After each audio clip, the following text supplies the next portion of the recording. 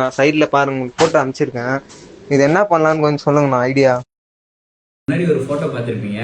அந்த ஃபோட்டோவில் என்ன ப்ராப்ளம், எதனால அந்த மாதிரி டாட்டா பெயிண்டிங்கில் இருக்குன்னு காரணம் எதுக்காகன்னு பார்த்தீங்கன்னா, நம்ம 2K ப்ரைமர் அடிக்கிறோம் ஒரு ப்ராசஸ் பண்ணுறதுக்கு முன்னாடி. அந்த 2K ப்ரைமர் அடிச்சொட்டி அந்த பார்ட்ஸை வந்து ப்ராப்பர் சாண்டிங் பண்ணணும்.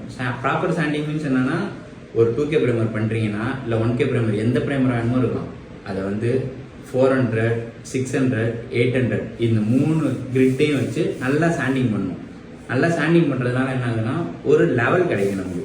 இதில் இருக்குது பார்த்தீங்களா, இந்த மாதிரி ஒரு லெவல் கிடைக்கும். இந்த லெவல் கிடைச்சா மட்டும்தான் நம்ம மேலே அடிக்கிற பெயிண்ட் வந்து ஸ்மூத்தாக இது மேலே போய் உட்காரும். ஓகேவா?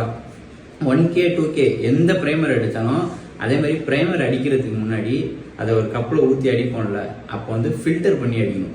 ஃபில்டர் பண்ணாமல் அடிச்சிங்கன்னா என்ன ஆகும்னா, ரெண்டையும் மிக்ஸ் பண்ணுறப்ப அது ப்ராப்பராக மிக்சிங் ஆகாது. அது ஆகாத டைமில் அதில் இருக்க சின்ன சின்ன தூசு திரியாக இருக்கிறதுலாம் அதில் போய் உட்காந்து அது நம்ம பெயிண்டில் பட்டுறதுனால அந்த மாதிரி ஸ்பாட்ஸ் வந்து நிறையா வருது. இதை கரெக்ட் பண்ணோன்னா மேலே வந்து நம்ம ஸ்மூத் ஃபினிஷ் கிடைக்கிறதுக்கு யூஸ்ஃபுல்லாக இருக்கும்.